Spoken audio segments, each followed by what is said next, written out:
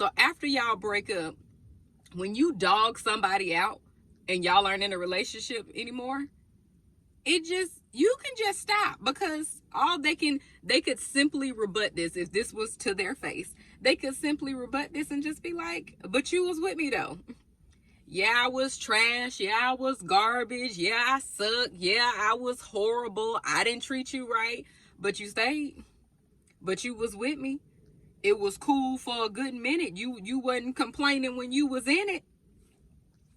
And even if you were complaining while you were in it, you still stayed after you complained. It'd be one thing if you was like, no, I'm not tolerating this, I'm gone.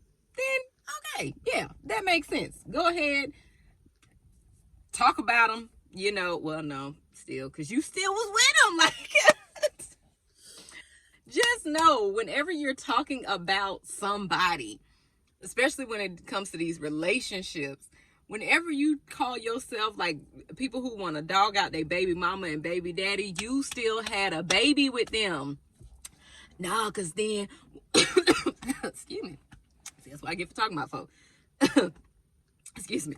Nah, it was after we had the baby that she turned crazy. It was after we had the baby that I found out that he wasn't ish. No.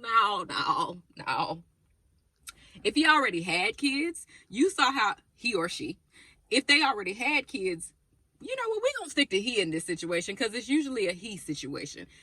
When you figured out that he wasn't trash, it was before you had the baby with him. Because if he already had kids, then you saw that. You saw how he treated the kids that were already on this earth. So why you decided to bring another one into that mix, that is confusion to me. And then on the opposite side, and can go for male or female, they showed you signs ahead of time. But as my friend liked to say, I saw the red flags, but it looked like an amusement park. It looked like it was fun. We have to stop doing that. No. Stop dating people for their potential and then wanting to blame them for not realizing the potential that you saw in them during y'all's relationship. Like, no. That's not cool. That's not okay, because at the end of the day, you still decided to be in that relationship with them. You still decided to put up with whatever it was that they were doing. It was fine in the moment. It must have been, because you kept sitting there. You kept staying. You kept taking it. So, yeah. And self-love is real. And you can think like, no, I love myself. I'm great. I'm amazing. I felt that same way. I know I'm great. I know I'm amazing. My friends would tell me. My family would tell me. I believed it a little bit. But when I actually did some self-work, I realized the guys that I was picking them because I felt like I couldn't get nothing better than that. This as good as it's gonna get. And it's not that they were horrible guys. On paper, they were great. But again, those signs ahead of time, I seen them flags. And I was like, woo, 6 flags, let's go. I want to get on that ride. Let's see what that's about. All right, Goliath. Okay, Superman. All right, yeah, let's go. I can't think of no more rides, but yeah, let me get on this. Let me try this out. Let me loop-de-loop. Oh yes, because I was good for backsliding. Let me try this again, because he done had some time to change, and now he realizes what he lost, you know what I'm saying, and he really want to get back with me to make things right. No. I had an ex tell me specifically, he messaged me on social media and I responded. So we ended up talking, rekindling, getting back together, whatever. And I did make him work a little bit, but nowhere near what I should have. And at one point we had the conversation, and I was like, he said like he knew he had me or something along those lines. And I was like, when did you know that you had me? What are you talking about? He was like, as soon as you responded to my message, I knew I was in there. I knew I was good.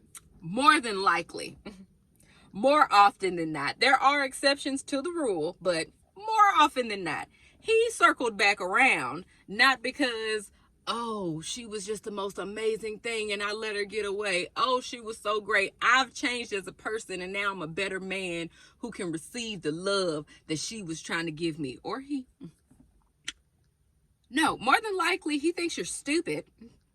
And he's like, yeah, I'm pretty sure I could hook her and like get the hook in there good enough this time. I really don't. Well, my lipstick's already messed up. You know, when you get a fish, you gotta hook it really good, because if you don't hook it really good, he'll get off the line, and then now you done lost your catch. But see, if I can just hook her really good, I can get her on my line. Oh, yes, I know. I think this is the time that I'll actually be able to keep her, and she'll actually stay this time. I think I got the right formula that I can make this work, and she'll actually stay this time. Not because I've changed my tactics, but I'm still the same person. And I do believe that people can change. If they really want to, they change for them, not for somebody else. But yeah, but at the core, yeah, people are the same people.